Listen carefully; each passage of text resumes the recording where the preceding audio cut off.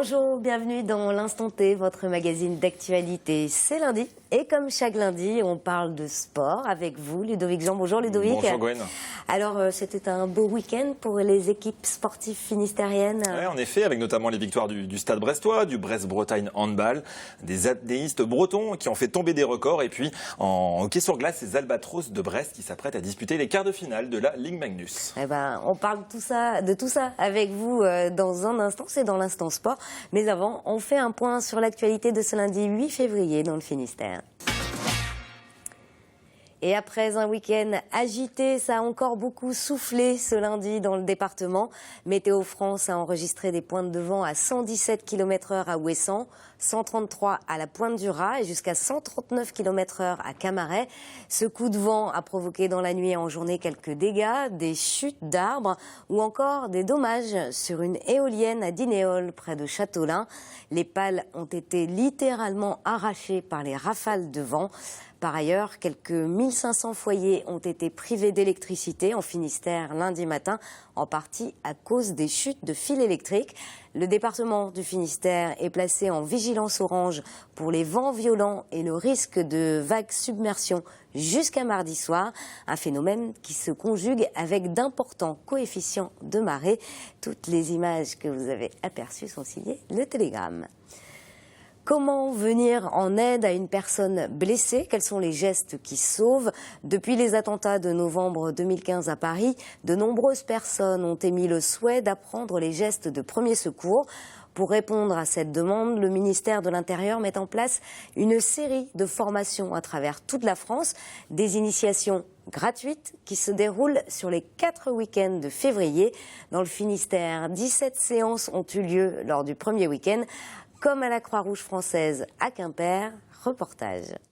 Poser un garrot tourniquet. Ce bois, le but c'est de serrer. Utiliser un défibrillateur. Ou encore faire un massage cardiaque. Des gestes qui peuvent sauver la vie et qu'il est donc important de connaître. Ce samedi matin, 9 personnes écoutaient les conseils de Laurence et Noël, bénévoles à la Croix-Rouge. Une formation inédite avec des gestes qui ne font d'habitude pas partie des initiations au premier secours. Habituellement, on ne voit pas, par exemple, l'hémorragie, et notamment le garrot avec tourniquet, qui est effectivement quelque chose qui vient juste qui n'est pas dans les référentiels, qu'on fait sur les formations plus longues aujourd'hui auprès du grand public. Les positions d'attente, en attendant aussi les gestes de secours, une personne qui a une plaie au thorax, à l'abdomen, on ne les voyait pas habituellement. Pendant les 4 week-ends de février, 67 séances comme celle-ci vont avoir lieu. 860 places ont été ouvertes et la moitié des séances est déjà complète. Après les attentats de novembre, les demandes pour apprendre ces gestes ont augmenté. Face à cela, le ministère de l'Intérieur a déclenché cet ensemble de formations. Ça peut toujours apporter une valeur ajoutée pour un attentat de cette ampleur comme pour des accidents plus modestes, et y compris des accidents de tous les jours, d'avoir une personne qui est formée. On va appuyer de 100 à 120 maximum par minute. On y va.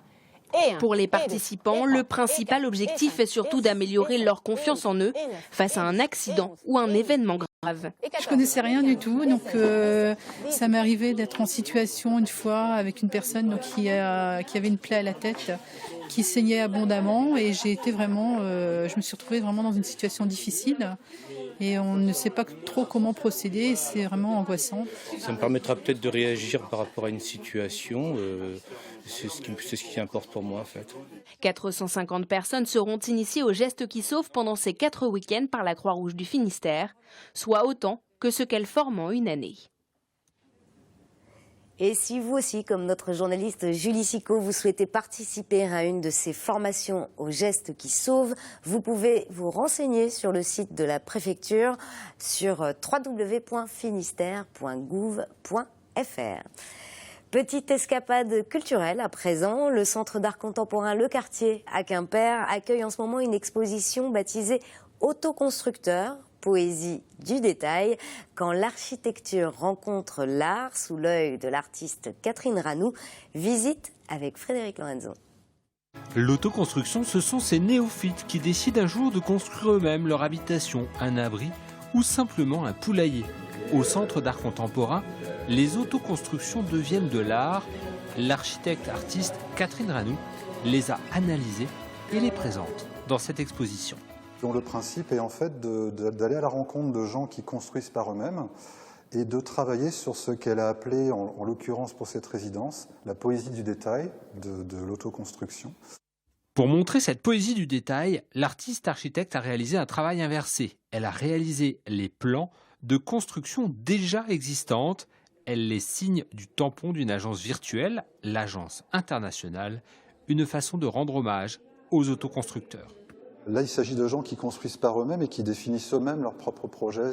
Ils se passent en quelque sorte eux-mêmes leurs propres commandes. Et donc, ils construisent aussi avec en partie de manière empirique. Et donc, c'est au cours de la construction qu'ils vont aussi inventer et réinventer leur construction. Pour prolonger le travail de l'artiste architecte et s'essayer à l'autoconstruction, le quartier organise mercredi prochain un atelier destiné aux enfants. Pour cet atelier, nous avons détecté 3 formes modulaires inspirées par 3 architectes cités par Catherine Ranoux dans son exposition. Le premier, c'est Jean Prouvé, avec une forme de trapèze qui se répète et qui forme un cercle. Deuxième module, c'est le grillage du théâtre de Cornouailles, conçu par Nicolas Michelin. Troisième forme, qui est basée sur l'usine de Flytgard de Rogers. À partir de ces formes modulaires, nous avons imaginé un atelier en famille, à partir de 5 ans, de construction de formes nouvelles.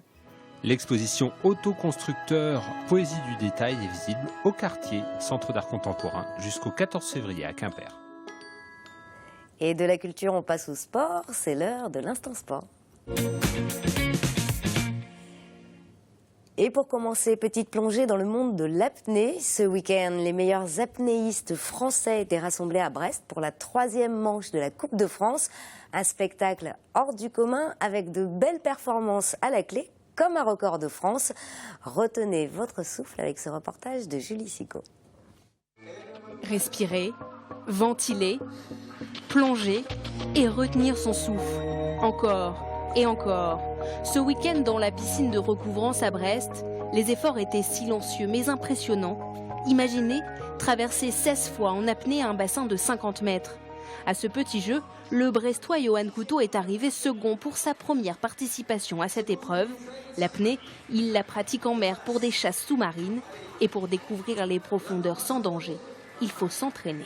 Et c'est vrai qu'assez vite, avec l'encadrement qu'on a, on se rend compte que avant même d'avoir des capacités, on peut arriver à tenir suffisamment longtemps dans l'eau aussi, juste en découvrant ce que c'est l'apnée, en découvrant qu'on peut avoir telle ou telle sensation, qu'il faut les accepter. Et à partir du moment où on les accepte, tout devient plus facile. Cette 3e manche de la Coupe de France rassemblait les meilleurs de l'apnée française. Environ 50 compétiteurs et un record de France déjà battu la semaine dernière. Le Varois Jean-Baptiste Savornin a encore explosé le chrono. 8 minutes 12 secondes en apnée statique. 8 minutes 12, ça paraît très long, mais en fait, finalement, ça passe assez vite. Il y a une phase où on se sent bien, qui dure à peu près 5 minutes. Et après, les 3 dernières, c'est de la lutte. Parce qu'on a très envie de respirer et le cerveau nous demande de sortir. Et finalement, il faut se battre contre soi. Le club de Brest avait 8 apnéistes dans le circuit ce week-end. Une discipline composée surtout d'amateurs, mais dont l'objectif est d'hisser le club de Brest parmi les meilleurs de France. J'ai vu des très belles performances de nos compétiteurs brestois. Et donc on a une grosse équipe de compétition avec l'entraîneur de l'équipe de France pour les coacher. Donc on pouvait s'attendre à ce que le niveau soit assez bon. Chaque petite graine qu'on va rajouter, ça participe au développement de la discipline dans son ensemble. Et c'est vrai que si le club est mis en avant, c'est encore du plus, bien sûr. Une discipline d'une rare beauté où les gestes sont mesurés, beaux et souples. La chute de ce reportage est facile à trouver. C'est à couper le souffle. Et puisque l'on parle d'apnée, Ludovic, un autre record du monde, cette fois, est tombé ce week-end à Lannion. Et ça se passait ce dimanche, en effet, à la piscine de Lannion, avec le Guingampais Pascal Mazet qui a pulvérisé le record du monde de longueur en apnée. Il a parcouru très précisément 9350 mètres en l'espace de 6 heures. Chaque longueur était heureusement entrecoupée d'un petit temps de récupération, environ 20 secondes. Voilà. Donc très bel exploit que celui réalisé par le Guingampais Pascal Mazet. Allez, de l'eau, on passe à la glace avec les hockeyeurs des Albatros de Brest qui se sont inclinés pour leur dernier match de la saison maison face à Angers. Mais ils vont tout de même disputer les playoffs. Alors expliquez-nous, Ludovic. Alors c'était le dernier match de la saison régulière de Ligue Magnus. Les hockeyeurs brestois étaient déjà assurés de disputer ces playoffs et ils accueillent Angers au Ringkla Stadium avec une entame de match à l'avantage des Brestois qui vont inscrire 2 buts au cours du premier tiers-temps. Mais Angers, 3e de la saison régulière, va revenir dans le match avant d'égaliser, puis d'asseoir sa victoire dans le 3e tiers-temps et l'emporter finalement 4-2. Désormais place au quart de finale des playoffs pour lequel Brest va retrouver Angers. Des quarts de finale qui se disputeront au meilleur des 7 matchs. Tout simplement, la première équipe à atteindre 4 victoires validera son billet pour les demi-finales. En tout cas, ça semble assez ouvert. Voilà. Et signalons que dans Multisport cette semaine, Ludovic, vous recevez Sébastien Auprandi, l'entraîneur des Albatros. Du foot maintenant avec le Stade brestois qui retrouve des couleurs enfin. Et on a assisté à un très bon match des Brestois face à l'équipe de Bourg-en-Bresse. Une première mi-temps dominée de la tête et des épaules par la formation d'Alex Dupont qui ouvre la marque dès la 9e minute de jeu. Centre parfait du revenant Gaëtan Belot pour Alexandre Alphonse, titulaire vendredi en attaque. Malgré sa domination, Brest s'est pourtant fait peur dans cette rencontre. Pape Sané remet les 2 équipes à égalité sur la première occasion de Bourg-en-Bresse, 1-1 à la 65e. Mais en toute fin de match, les Brestois vont obtenir un pénalty logique pour cette main d'Augier dans la surface. Youssef Alnan est entré en jeu et il ne tremble pas pour offrir 3 points précieux au Stade brestois. Succès 2-1. Qui permettent à l'équipe de se hisser à la 9e place du classement de Ligue 2. Prochain match vendredi avec un déplacement sur le terrain de Niort qui est 15e de ce classement. Et enfin du handball pour terminer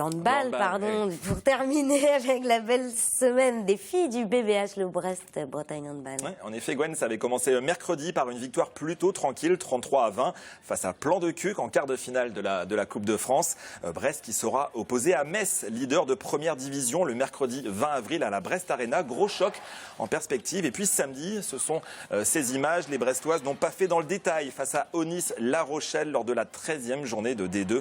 Succès 46-29, un match à sens unique qui permet au BBH de consolider sa première place au classement de Division 2 avec désormais 4 points d'avance sur le grand rival Chambray. Brest qui peut donc rêver d'un formidable doublé Coupe-Championnat. On suivra ça avec la plus grande attention. On va rêver, oui. Merci beaucoup Ludovic et à la semaine prochaine pour l'Instant Sport. C'est la fin de cet Instant T. Merci de nous avoir suivis. On se retrouve demain. D'ici là, passez une excellente soirée sur TBO. Ciao.